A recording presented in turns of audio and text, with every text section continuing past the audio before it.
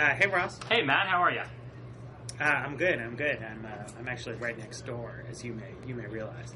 I do, in fact, realize that. It's kind of weird. I can hear your voice through the wall before I hear you on the phone. Right, it's a creepy echo, and we hope it doesn't just ruin everything. No, I think it'll be fine. I think Blogging Heads viewers are prepared for all kinds of strange happenings. So, well, much like with the phone call, I'm have some concerns, I guess, about Hillary Clinton, who it looks like is going to win the Democratic nomination, even though it seems to me that everybody in the know realizes that she seems like a weaker candidate than the alternatives. Everybody in the know. Okay, so why don't you tell me? I assume by everyone in the know you mean everyone in the left liberal know. The liberal know, the inside players. Although actually, there are a lot of Jonah Goldberg just the other day had a piece talking about how he wasn't afraid of Hillary candidacy, and if you watch the recent Republican debate, all the candidates seem to be salivating over the prospect of running against Hillary. So maybe it isn't just everyone in the liberal know. Maybe it's everyone. But why don't you make the case? Why is Hillary the weakest candidate in the Democratic field? Well, she seems to have, she has much higher unfavorable ratings than the other people because there's a history with her. She isn't particularly charismatic as a person, particularly compelling as a speaker, and I think there's a general sense that she was always less skilled a politician and less appealing a public figure than her husband, who. Was obviously he won elections. He was more successful politically than John Kerry or Al Gore, but never got 50% of the vote, so on and so forth. And Hillary doesn't have any of the kind of personal charm and rhetorical effectiveness that Bill had, which seemed to be more characteristics that Edwards and Obama have. Fair enough. But do you think that this point of view, on the left at least, is affected by the fact that a lot of liberals also think that she would be a more conservative president than Obama and Edwards? I think that to some extent, but I think it's pretty widespread that someone like John Chait, whose views are probably closer to Hillary's than they are to Barack Obama's, at least on the foreign policy issues where they've had the clearest sort of division, has also expressed this view about Clinton. Well, at the same time, I mean, a lot of the Clinton endorsers, are what you think of as sort of traditional retrograde left interest groups. It just seems to me that broadly that Clinton has, I mean, for one thing, obviously most primary voters seem to be supporting Clinton, but among elites who are paying close attention, people who have reason to fear being on the wrong side of a primary fight mostly seem to line up on her side. People with some actual kind of skin in the game. But I think that even more centrist pundits seem to be pretty hostile to her. If you have counterexamples, I'm interested. No, I think that there is. Well, I think the place where you see favorability towards Hillary is not on the question of her electability, but on the question of what she'll be like as president. And right. There, I think most of the favorability towards her comes from the center left and the center right, even extending to the sort of thoughtful real right, which I think for liberals ought to be troubling because it suggests that she is the most centrist candidate in the game. She's the most likely to keep U.S. troops in Iraq for an extended period of time. She's the most likely to follow through, sort of pick up where Bush left off on executive power and so forth. But no, I agree that it's tough to find people speaking up for Hillary as the most electable figure in the Democratic field. But here's one way of looking at it. I'll step into the breach and speak up for her. Sure. I think the thing with Hillary is that clearly there is a irreducible core, I think I'm stealing that phrase from Jonah Goldberg, an irreducible core of voters who simply will not vote for Hillary Clinton under any circumstances. And that core is much larger for her than it is for Obama and Edwards. It's probably 40 to 45% of the public rather than 35 to 40% of the public, let's say. So it's like about 10 points larger. So that's a real concern. I agree for the Democrats, and as are the other things you mentioned. She's not as charismatic. She's not as good a speaker. It's a little unfair to compare her to her husband, because I think that Bill Clinton was a once-in-a-generation political talent. But that said, I think it's fair to say that she has less charisma on the stump than, in different ways, Barack Obama and John Edwards.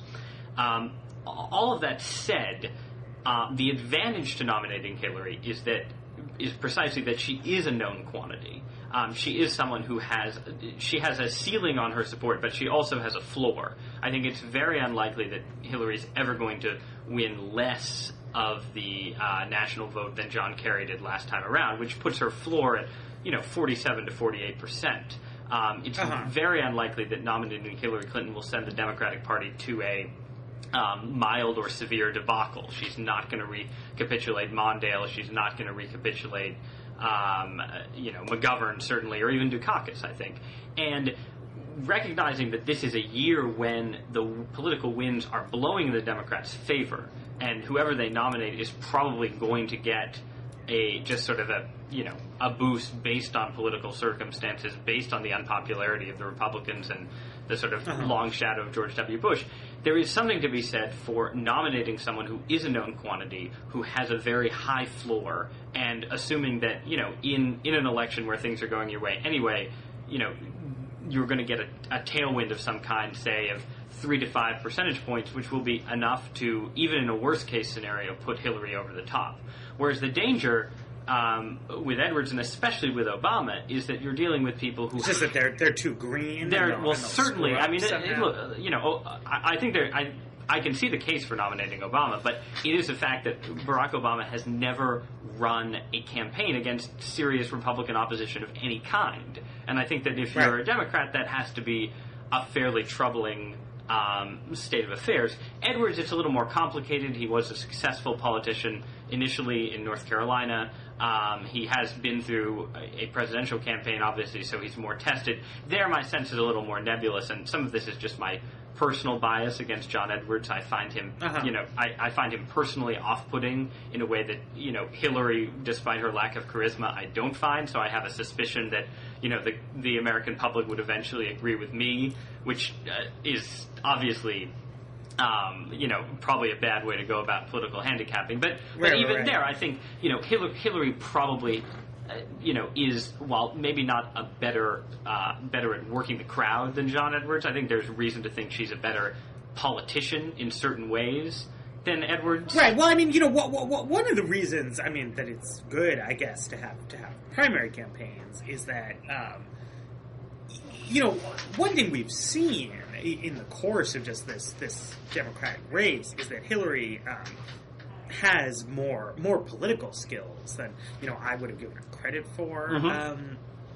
Maybe 12 months ago. I mean, I at least really didn't think she would do this well in the primaries. I mean, I really thought that her position on the war would hurt her, that, it would be relatively easy for her opponents to sort of exploit her weaknesses. But in fact, I mean, she has shown herself to be incredibly deft. In a way that, it's not really clear that Obama actually is. As you say, he didn't have a Republican, real Republican opponents. Even to win the Senate nomination, had some strokes of good luck fall his way. And it is, I guess, to some level, just a question of ideology comes in that, exactly what you were saying sounds to me. I mean, I can hear Hillary's political team saying to themselves that this is their general election strategy. We're going to win by default. What we need to do is make sure we don't stake out any risky, interesting positions on any topics, and so on and so forth. And that. Well, but to be fair, what as a liberal I would like to see is a politician who looks at this Republican weakness and says, now's the time to step on their throats. If you look at Ronald Reagan got to run in 1980, under very, very favorable circumstances. Jimmy Carter, everybody hated. Right. The liberals tried to mount a huge campaign against primaries. He won because of the hostage thing. It boosted him a lot in the primaries, but then that looked terrible for him. There was this third-party challenger, so on and so forth. Looking back, Republicans could have decided, well, what we need to do under these circumstances is just give us sort of the most play-it-safe candidate imaginable. Right. Because it'll be easy to beat this guy. I guess the conservative movement would really not have been happy with an outcome like that compared to what they got, which was, taking the advantage of sort of massive public discontent with the Democrats to really change things. No, and I look, and this was my point of view, a few months ago, before Hillary opened her enormous lead over Obama and Edwards. Mm-hmm. My thought was exactly that Hillary is the known quantity, she's the safer choice, but Obama has such a high ceiling and could be such a transformative figure. And this is an argument that our fellow man of the Atlantic, Andrew Sullivan, will make at length in the next issue of our magazine, but just that, Obama has the capacity to be a transformative figure in the way that Reagan was, really shift the landscape of American politics in profound ways, and therefore it makes sense for the Democrats to gamble on him because they have so much potentially to gain. And I think that's a valid argument, but I do think what you just said about, this is why we have primary campaigns, and watching how things have shaken out, at least so far, I'm impressed with Barack Obama in many ways, but I haven't been that impressed with his primary campaign. And, sure. The fact that Hillary has been capable of opening not only a lead over him, but a 30-point lead in not only lead. National polls, but like early primary polls, suggests that, Obama isn't the next Reagan. Or if he is the next Reagan, Ronald Reagan had been governor of California. He'd run for president once against Gerald Ford. Maybe Obama is Reagan in '76 or something. He hasn't found his stride yet. But right. I think Hillary. Well, and also, it is true that part of Hillary's, very sound primary campaign has been, adopting a nefarious and ambitious scheme for socialized medicine. Well, right. And so forth. Which is, I think 2 or 3 years ago, her team was preparing to run against, Evan Bayh or Mark Warner or something like right. that, while being, in keeping with their sort of instincts towards centrism. Instead, the race they've actually run, to win it, has involved on domestic issues, staking out some more ambitious programs. At least I think people are being told to expect a climate change program from her at some point. Right. To basically just snuff out the oxygen that any to the left challenger could do. So, maybe in some ways, despite herself, Hillary has transformed herself into a more potentially transformative person, at least in terms of the policies she's pursuing. Well, and I think it's wrong to look at her. I agree with you, except for the part about saying despite herself. I think maybe despite some of her political instincts, which were forged in the aftermath of the healthcare debacle and run towards centrism and triangulation and so on. But with the exception of executive power and war making, where I do think the Democratic left should have real concerns about Hillary on issues like healthcare and global warming and so on. I think everything we know about Hillary Clinton personally suggests that her deepest political instincts are with the left, which is part of the reason why I think she's opened this big lead, is that I think a lot of Democrats instinctively, even on the left, think of Hillary as one of them for reasons dating back to, who she was in the 1970s. I don't think that, being for a major climate change program and being for some kind of socialized medicine, it may be out of keeping with some of her political instincts, but it probably is in keeping with her deepest policy instincts. Don't you think? Right. Well, no. I mean that obviously. I think there's not a ton of policy disagreement among Democrats in some kind of deep down sense on these things, but the political instincts obviously make a huge difference. No, that's true. That's true, and it is and we saw that in the run up to the Iraq War and so on. But right. I think that Hillary's shifts on these issues suggest that she is adjusting her political instincts to the new political landscape, which is more favorable to the left, and it is, I think primary voters are responding to this. It has defanged a lot of the concerns that the left had with her. I mean, my question for you as an observer of the Democrats would be, is there anything that you see upcoming that could derail her in her march to the nomination? Because that's what I've been trying to think through. Like, if you were the Obama or Edwards strategists, is there any obvious plan for derailing her? Because there is, we'll get to this in a minute, the question of Rudy Giuliani. I think for Giuliani's rivals, there are obvious ways to derail him. I see less of them with Hillary. Do you see any? Well, I mean, the hope has to be that, the race is extremely close in Iowa. And that, that's has something to do with Iowa, has something to do with the greater familiarity that the voters there have with the positions all the candidates have taken. And, if you're Barack Obama, I think you have to hope that the kind of Iowa slingshot that worked for John Kerry, is still in effect. I've read, people can make the argument for why that's not the case, and I think there's good reason to think 2008 may not be 2004 in that regard. But then again, it might be. It might well be that the basic message Obama is taking, which I think is accurate, that he and his group of foreign policy advisors have correct opinions about the world, right, whereas Hillary Clinton is at least, Hillary, she has a diverse group of people working with her, actually, somewhat more so than people give her credit for, but at least is personally close to some very hawkish Democrats, and who also, even just in terms of political instincts, seems to be, very much a believer in the idea that, you can't go far in the dovish direction at all. Right. If Obama can persuade the voters in Iowa of that fact, then it's at least possible that the ensuing media din of explaining why the voters of Iowa went for Obama, right, will be convincing to the rest of the public. I do find that it's very hard, just interpersonally, for me, to convince people that that's true of Hillary, because, as you said, people have this kind of overwhelming presumption that Hillary is on the left, has liberal opinions, and so that anything she does or says that seems to indicate otherwise must just be sort of political maneuvering from the past, and anything she does to move to the left during the primaries can't be just primary politics. That's her true colors showing. That kind of thing obviously is going to hurt her in a general election, but it's great for her in the primary. Right.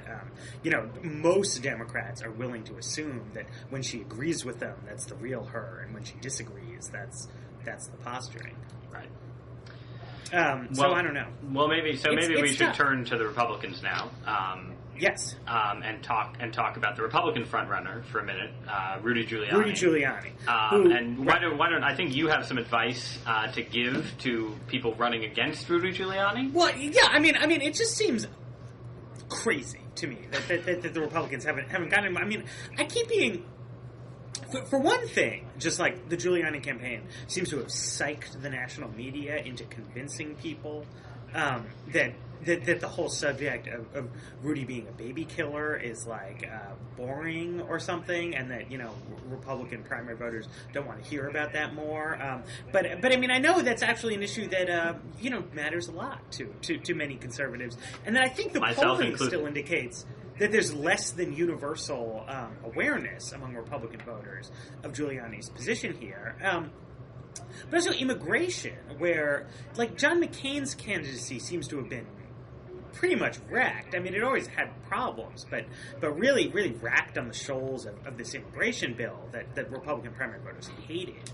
And Giuliani was able to paint himself as an opponent of that bill on some kind of very technical grounds about its, right, I don't know, lack of fingerprints on some cards or something. But when he was mayor of New York, he basically turned the whole city into a giant sanctuary city, in which local officials were prohibited from cooperating with federal immigration officials.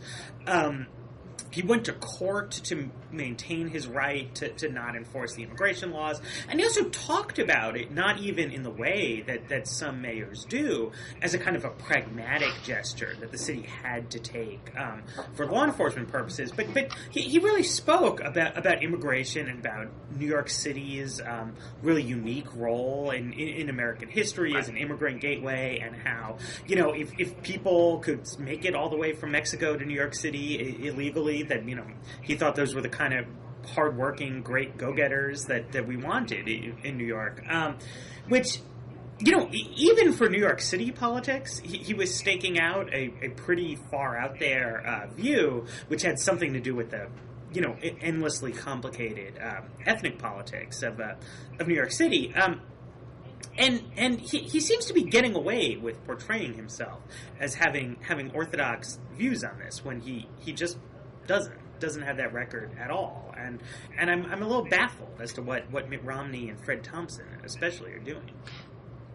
I mean, I agree that Giuliani has gotten a surprisingly free ride from his opponents. Not only, there's been some back and forth on immigration, and Romney has, I think, hit him on the sanctuary city issue and so on. But I mean, it's not just abortion, it's not just immigration, it's also gun control, and there are a host of other smaller issues. This is a guy who endorsed Mario Cuomo and who ran as deliberately accepted the nomination of the Liberal Party in New York, and so on and so forth. But even beyond that, I think what you haven't seen in the Republican primary campaign is stuff like, the fact that Giuliani Partners has employed for a long time now, or a little while at least, a childhood friend of Rudy's, who is a suspended Roman Catholic priest who was pretty clearly involved in, if not molesting children himself, in covering it up. Right. Joined to the Bernie Carrick thing, joined to Giuliani's multiple marriages and his, horrible treatment of his ex-wife, his estrangement from his children, his appearances in drag, and so on and so forth. So all of this, I don't think, has come into play in a significant way in the Republican primary fight. However, I don't think we should be that surprised about that for two reasons. First, because you do have this strange situation where everyone else is jockeying to become the anti-Giuliani. It's sort of assumed that Giuliani has 25 to 30% of the primary vote locked down in one way, shape, or form. I actually don't think it's clear that that's true, but that seems to be the working assumption. And so everyone else, particularly Thompson and Romney, and to a lesser extent McCain and even Huckabee, are trying to be the conservative alternative. And so it's in their interests to, attack each other first, thereby setting up the grand confrontation with Rudy. But what is the thing that will declare who wins? Because this that's the problem for them. I agree. Because if Romney wins in Iowa, that doesn't deal like a death blow to Fred Thompson's campaign, because he says, well, he's strong in the South. People hate Mormons. No, but think about it this way: if Romney wins Iowa, then the next big primary is New Hampshire, and Thompson isn't going to be a big player in New Hampshire. So that becomes the moment when Romney turns on Giuliani, I think. That's the moment Rudy needs we assume Rudy isn't going to win Iowa, therefore he needs a good showing in New Hampshire to carry him into the moment when he, in his campaign's theory, they start winning in Florida, New York, all of these places. So he maybe he doesn't have to win New Hampshire, he has to do okay in New Hampshire. And so that's the moment when I think the Romney campaign can say, all right, we won Iowa, we're not going to worry about Fred Thompson at the moment, we're going to tear into Rudy, and then then they tear into Rudy, they win New Hampshire, and then they're off to the races. They've won the first two primaries, they've, perhaps destroyed Rudy Giuliani, and then they can turn their attention to Thompson again. That might be there. I'm less clear on what the Thompson campaign's strategy is. Right, but even if that's Romney's theory, then I don't see what the interest in sort of holding back the ammo on Giuliani now is. Well, this leads right, and this goes to my second theory, which is just that it is a question of timing, and it's the thing Mickey Kaus always likes to quote, the filer faster thesis, that everything in American politics now happens so fast that you actually don't want to destroy Rudy Giuliani too soon, because then he might have time to make a comeback. And I think you see this across the board on the Republican side. There's been very little negative advertising. There's been a little bit of it on the internet, some flyers here and there, but the real negative campaigning hasn't started. And some of that, I think, is that everybody wants somebody else to do the negative campaigning. Like it's like what happened in Iowa last time around, where Gephardt and Dean destroyed each other so Kerry could sweep in. I mean, I'm sure Fred Thompson would love Romney and Giuliani to destroy each other. But once we get down to the wire, come December, if there aren't ads on TV talking about Rudy Giuliani and Bernie Kerik and Alan Plaka, and if there aren't direct mail campaigns with photos of Rudy Giuliani in drag, then I think it's safe to say the other candidates are really blowing it. Right, but I mean, like, how is it that, like, the Pope and James Dobson and that one rich pro-life guy who owns Domino's Pizza can't, like, get together and just run negative ads against Rudy Giuliani and destroy him? Apart from there are those McCain-Feingold regulations and so on. I mean, they'd have to, but no, that actually. But I mean, you can do it now, right? I mean, that only stops you within 90. I mean, I think that is the much fairer. That's the much fairer question. Is not right. I mean, like, because with the Swift vote people, you can do it. I mean, it seems like after 2004, but even before 2004, I mean. There was such a sort of gung-ho attitude on the religious right and traditionalists and so forth. But, I mean, this community of people who's supposed to be large and influential seems to have no ability to organize or do anything against a candidate who, I mean, it seems to me that, I mean, if you can be pro-choice and pro-gay and win the Republican Party's nomination, then it makes the whole sort of religious right era look like it was just a kind of a phantom or something. No, I completely agree. I think that it is kind of a damning indictment of the leadership of the religious right. And to be fair, it's a movement that's sort of in transition. We're leaving the Roberts and Falwell era behind. There's a new generation coming in. It's not clear, who speaks for religious conservatives. It's not clear exactly what religious conservatives want. A lot of them are very gung-ho about the war on terror and are willing to support Giuliani maybe and so on. But all of that said, if you compare it to what, the real tax cut hawks and the supply-siders are doing with Mike Huckabee, it's very clear that the Club for Growth, as the embodiment of supply-side tax cutting and so on in the Republican Party, will not accept Mike Huckabee as the nominee. And they've got their anti-Huckabee website, and, I'm sure if Huckabee rises even more in the polls, they'll be running ads against him and so on. And Huckabee, while he's not a huge tax cutter, is much closer to the Club for Growth than Rudy Giuliani is to the Family Research Council.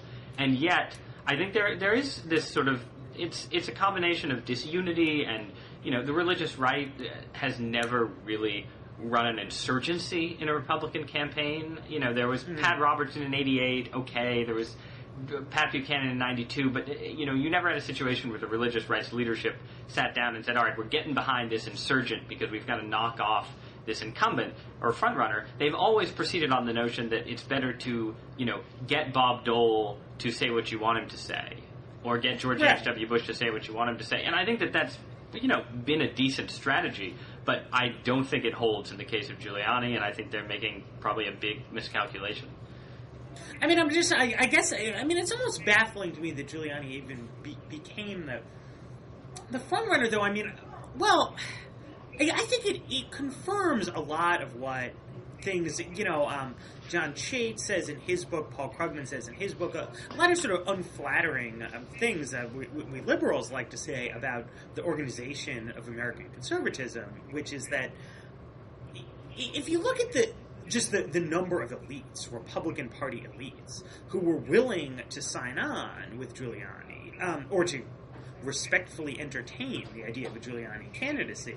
Going back for years now, it's clear that the sort of elite leaders of the movement, in some sense, just don't take religious and values voters all that seriously from the get-go. I mean, I'm trying to construct an analogy where I don't see how you could. I could imagine maybe winning a Democratic primary, but not becoming the front runner by having some just large, influential voting bloc like that you alienate. I mean, establishment people just wouldn't go for it. Yeah, I mean, it's also, though, to be fair, there is a sense in which Rudy Giuliani is something of a sui generis figure in American life. Sure. And I think it is, at least, I agree that it's partially the phenomenon that you described, that, there are a lot of leaders in the GOP who are slightly embarrassed by the party's social conservatism and, are happy to compromise it or even jettison it in certain circumstances. But it is also, the role of celebrity in American political life is so significant now. Rudy Giuliani is probably the biggest post 9/11 celebrity in the Republican field. He's he's a figure, particularly. I mean, I think that 6 months or a year ago, certainly more than a year ago, a lot of Republicans just sort of assumed, okay, Rudy Giuliani can't be the nominee because he's pro-choice and so forth. And his rise is in part a testament to the weakness of the candidates arrayed against him. I mean, I think a lot of these GOP bigwigs who have sort of stepped forward to support Giuliani, even though they are nominally pro-life and so on, would have been happy to coalesce around the obvious anti-Giuliani figure. But here we are 2 months away from the primary, and the Thompson campaign and the Romney campaign and the McCain campaign have all been sort of going in circles, shooting themselves in the foot at the first or second opportunity. And so some of it is just, Giuliani's led in the polls for 6 months. We want to back a winner. Let's get behind him and hope that he appoints strict constructionist judges. And that's the other thing that's playing in, that the way that Roe v. Wade has, particularly on the right, it's not because the judges matter right now more than the laws itself. It is possible to convince yourself to vote for a pro-choice nominee on the grounds that he'll still do the most important thing for you, which is an unusual situation in American politics. No, I mean, what I used to expect was that people would just sort of extract from Rudy an unusually explicit promise to appoint judges who would overturn Roe v. Wade, right, and that would sort of finesse the issue. But and that's what I think he should have done. I mean, I think he is going to. I think he may well still be defeated, and I think one of the reasons he may well still be defeated is precisely because he hasn't been willing to make those kind of concessions. But right. I mean, I guess but it seems strange that kind of. I mean, I know why traditionally Republicans, pro-life Republicans, haven't wanted to just say straight up, what I will do is appoint justices who will overturn Roe v. Wade, because it's a sort of unpopular position to take in general elections. It's a very unpopular position. I mean, the U.S. is much more pro-Roe v. Wade than it is pro-choice. You have lots of lukewarm people who are in between pro-choice and pro-life who don't really know what Roe v. Wade says, but think that they like it. And so it's very fraught to say you're willing to overturn it. Right, exactly. But, I would think if I were losing to a Republican with a pro-choice record, I would stake out that position. I would say, listen, not only did Rudy Giuliani do X and Y and Z and say X and Y and Z, but he's trying to convince you that he'll appoint justices who will overturn this, but he's not promising to do that. I'm promising to do that. I have a record of standing for life, or whatever it is you people say. I don't know. As you say, I mean, I guess maybe they're just holding their fire. Yeah, no, we'll be if something like this doesn't happen in December, then. Yeah, then I think the Republicans, the other candidates, have really missed the boat. To to me at least, the contrast on this has been striking compared to something like immigration, which I hadn't traditionally thought of as like a, bedrock principle of conservatism. It seemed to me that this was one of those issues where, where you saw disagreement on all sides, some cross-cutting coalitions, so on and so forth. But there, even though, it was cross-cutting enough that Bush put a very, pro-immigration proposal on. But for the candidates, Giuliani is just feels the need to pretty much straightforwardly lie about his misportray his record. McCain, really collapsed during that immigration debate. And this strikes me as a really poor choice of issue on which to erect that kind of super strict litmus test, just because, even in pure ideological terms, I think you've always seen cross-cutting coalitions on this, in part just because it's people are rightly pulled in different directions. Yeah, I think that, from the point of view of a party that wants to win general elections, there are a lot of issues that you don't want to make a litmus test, and you want to have cross-cutting coalitions. I'm not sure immigration is unique in that regard. I think you can make a case, for instance, that being the pro-life party has isn't necessarily a great general election strategy for the GOP, and it'd be better to have a bigger tent and have cross-cutting coalitions and so on. Every party has certain issues that become litmus tests, and I think that George W. Bush is partially responsible for this by sort of summoning up, at least temporarily, such a strong anti-comprehensive immigration reform fervor among the party's base that... Right. But obviously, part of the consideration driving Bush's political strategy on this is the reality of the, large and growing Hispanic and Asian electoral groups in the United States. And there's no... even if you just cut off immigration tomorrow, sheer sort of demographic momentum would leave those as growing groups. And since there's no actual prospect of, zeroing out immigration within a year, it's actually going to grow quite a bit. And there are obviously lots of individual races where anti-immigrant stances can be useful to people, and so on and so forth. But it seems to me that the Republicans, if they brand themselves now as like the anti-immigration party, that this is going to have really negative consequences for them down the road. Maybe as with the California Republicans, consequences that can be undone by totally reversing themselves. But even there, it took a weird confluence of circumstances for Schwarzenegger to get into office there. And just a couple years ago, this was like the big topic of conversation, I feel like, in Republican circles, was the need to start getting better performance with minority voters, because, they're sort of going to run out of white people soon enough. Right, but again, what is the GOP exactly supposed to do? They are a party, for better or for worse. There is a large percentage of the country that is, either extremely restrictionist or restrictionist in moderate ways. The Republicans are the party that tends to represent that segment of the country. I think the GOP has the same problem this election cycle with the Iraq War.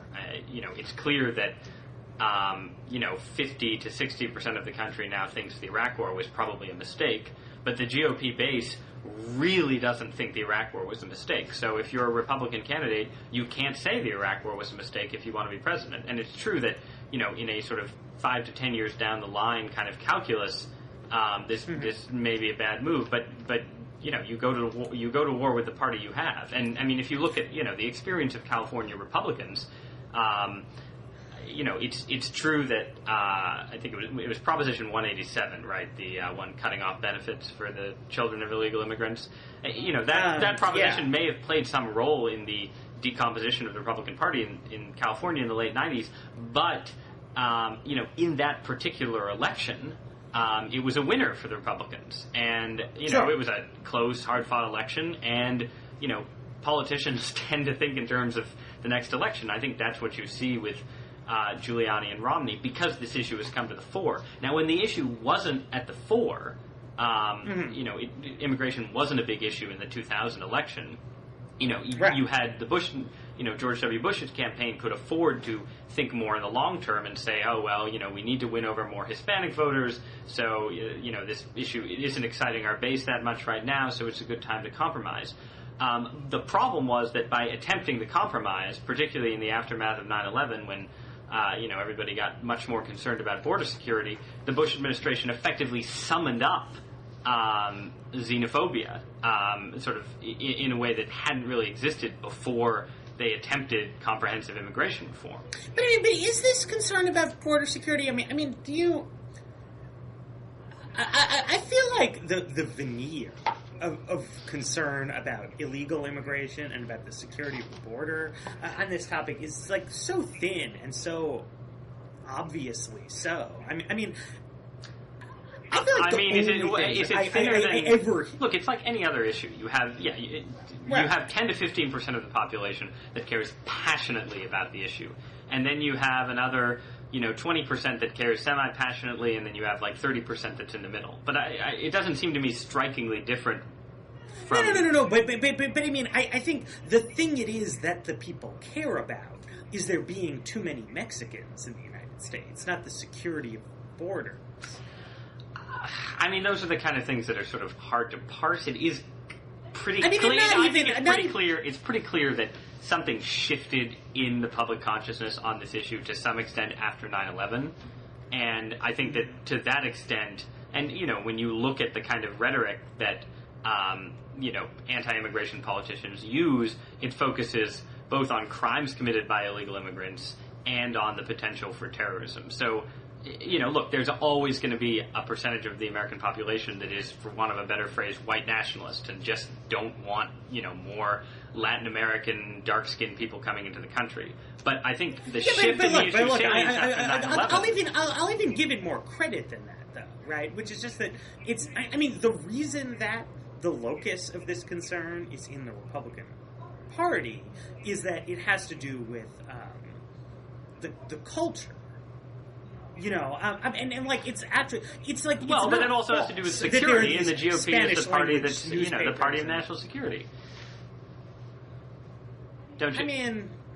I agree. It also has to do with the culture. It has to do with issues like national unity and bilingualism and all this. But I mean, the security thing doesn't. The security thing, if we were Europe and we had lots and lots of Muslim immigrants, then I would say, okay, this is about some mixture of xenophobia and security concern. Mm-hmm. But we're talking about Latin Americans. I mean, nobody's really worried that Guatemalans are going to start detonating skyscrapers or whatever. So I mean, it seems like such an obvious kind of red herring in this sort of debate. Well, I mean, it may be a red herring. I think that the evidence that that dangerous Muslims are crossing the U.S.'s southern border is relatively slim. But it doesn't mean it's not a red herring that people get excited about. I think that if you listen to the way people talk about illegal immigration, the amount that security comes up does suggest that, rightly or not, people believe that this is an issue that has to do with keeping us safe from terrorism. And, it ties, the whole idea of a broken immigration system ties into the 9/11 hijackers all, getting into the country much more easily than they should have, and so on. I mean, I think that there's, maybe it may be a red herring, but it doesn't mean that isn't how people are thinking about it. I mean, and also, the other factor playing into this is, and you see this on the Democratic side as well, it's just less pronounced because there are fewer security and cultural concerns, but it is an economic issue. I mean, you have, white working class voters feeling squeezed, particularly in sort of Midwestern towns that have seen an influx of immigrants and so on. You saw it in the recent race in Massachusetts, and Sure. Right. But I mean, it is true that the anti-immigration sentiment tends to run highest, like, not in the places where the most immigrants are, but in places where sort of an influx of immigrants is a new phenomenon, and they're often quite few, which I mean suggests that it's not the economic factors that are really driving people's concerns. I mean, the places where immigration is having the largest economic impact aren't the places where you see the most concern about it. Yeah, although the places where you've seen a recent influx are often the places that have suffered, sort of post-industrial economic troubles. So it's not, even if there isn't a real correlation between the number of Mexicans or Portuguese or whoever in Fall River, Massachusetts. If you're a white person in Fall River, Massachusetts, you can see why there's sort of a connection of dots that's made unfairly, probably, where it's like, well, my lost job 4 years ago has to do with this sudden group of. But you don't see, though. I mean, correct me if I'm wrong, but although I don't think you hear Republican politicians specifically talking about income inequality as a reason to worry about immigration policy. I mean, I hear it sometimes from conservative writers. You hear it more from conservative writers, but you also pretty rarely, I mean, you get, from the Tancredos and so on, you get some bilingualism issues and so on, but from the Giulianis, the Romneys, and so on, you also don't hear about cultural issues. You just hear about security. Right. It's like, and law and order, which again, it's not security per se, it has to do with crime and so forth, but... Well, no, but look, I completely... Look, the Republican Party is in a bad position on this issue where, they have a base that's going to continue to be opposed to further immigration. They have part of their base that's virulently opposed, and they have to deal with the demographic realities you're talking about, where, to the extent that they appear xenophobic, they're going to lose the next generation of Hispanic voters. But this is why I think the Bush plan was such a miscalculation. It was a case where, Bush made inroads among Latinos by sort of, in 2000 and 2004, by, sort of voicing generic support for immigration reform and, and so on. But then by, making inroads the way he made inroads among white voters on security issues, on, kitchen table issues and so on. And then decided to make this enormous push for comprehensive immigration reform, which in turn stirred up his own party's base, which in turn pushed the Republicans onto the horns of this dilemma. Whereas if he just left well enough alone, I don't think there was, this groundswell of clamoring for comprehensive immigration reform of the kind he tried to push through. But... Well, I mean, I think there sort of was. Among the sort of the relevant groups. Well, there was among the activist groups concerned with the issues, but those people aren't going to vote for Republicans anytime soon, no matter what. I mean, there was, to some extent, there was among business interests and who tend to support Republicans. That's true. Right. I mean, that's the thing. But is that the middle class Hispanics, the Hispanics who are going to vote for the Republicans, right, are not people who are hopping a fence and running across the border. They're the next generation, or even the generation after that. And those are the people who probably don't really care that much about, comprehensive immigration reform, but they do care about, not wanting to vote for xenophobes. Sure, right. No, I just mean the immigrant advocacy groups had formed this coalition with business groups, right, to push for a comprehensive reform, and that sort of put this all kind of on the table, so to speak. But what was I going to say? I mean, I'm not sure that there was an enormously better way for Bush to handle it in some regards. I mean, I just think it was weird that he wouldn't. Yeah, he waited too long. in my view. I mean, just until his own popularity had eroded to the extent that. But he could lose control of the Republicans. But I mean, I thought that the initial plan to have a handful of politicians agree in a back room and just kind of ram this through Congress, irrespective of what anyone thought, was a perfectly sound plan. It just sort of happened years too late.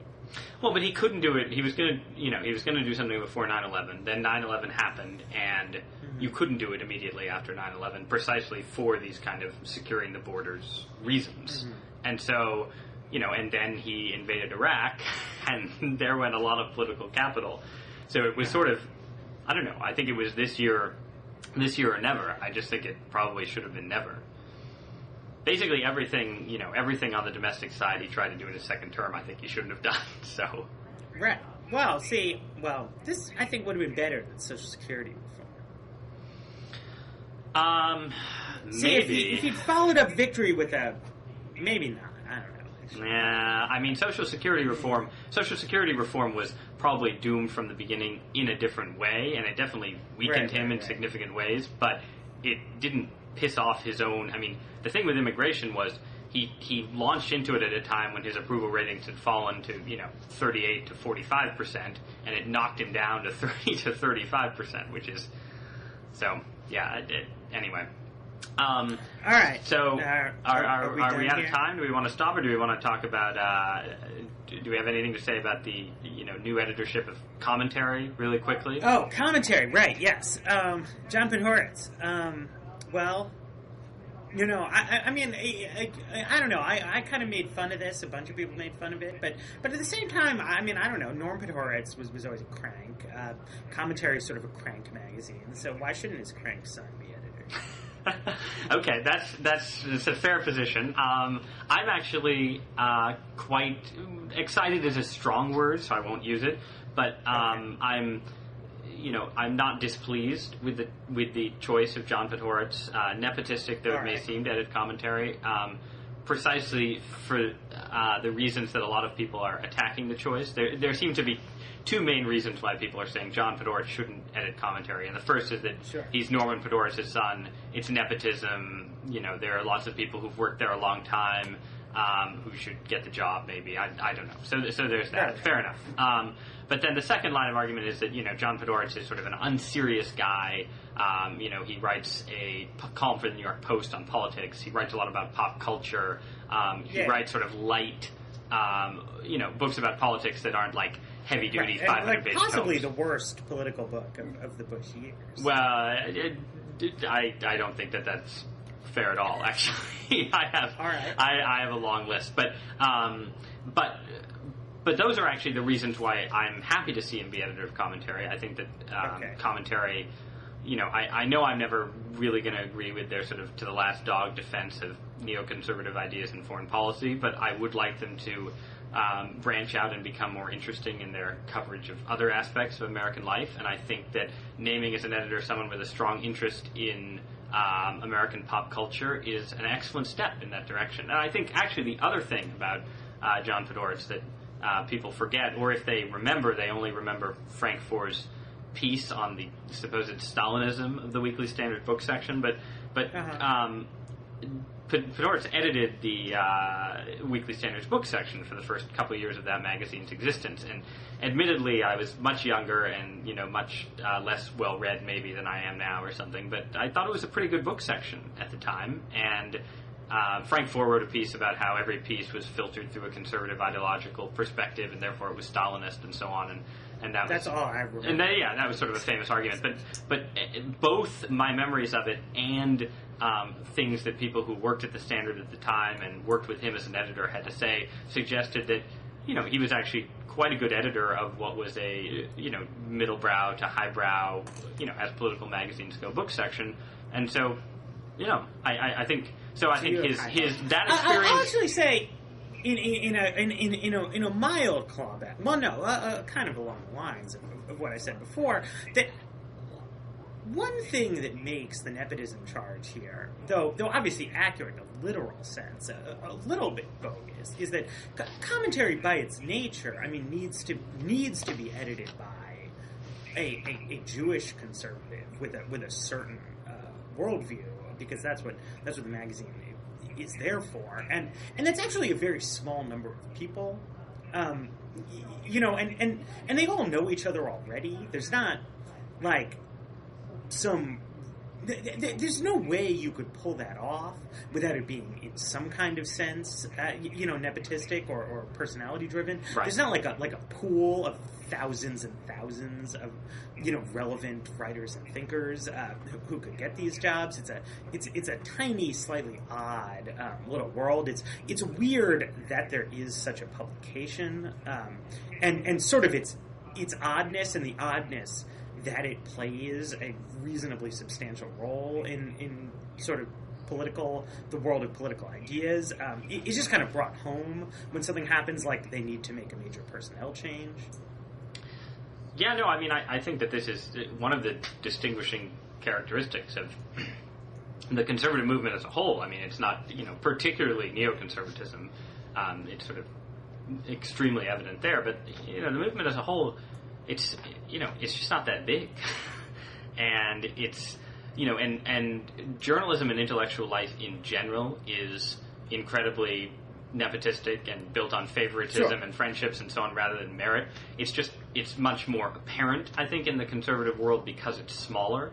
I think you can actually you can trace much of the similar patterns in the larger liberal media. It's just that because it's larger, it's more likely to be somebody's college friend's buddy who nepotistically or favoritistically gets the job rather than somebody's son. But it's kind of, you know, it's the same pattern. It's just that, you know, there are fewer conservative intellectuals in America than liberal intellectuals. So, I mean, right, I think yes, that it's a structural right. weakness of conservatism in certain ways, but it's always been one. So, you know, it's small. You know, it's cohesive, but Yes. small. So Cohesive. That's the word. that's the word. So that's the strength, and the weakness is small. So anyway, I guess on that note, it's been a pleasure think we should talking go. to you as always, Matt. Yes. All right. And then Take care. we'll hang up and go next door and say hi to each other. Great. All right, take care.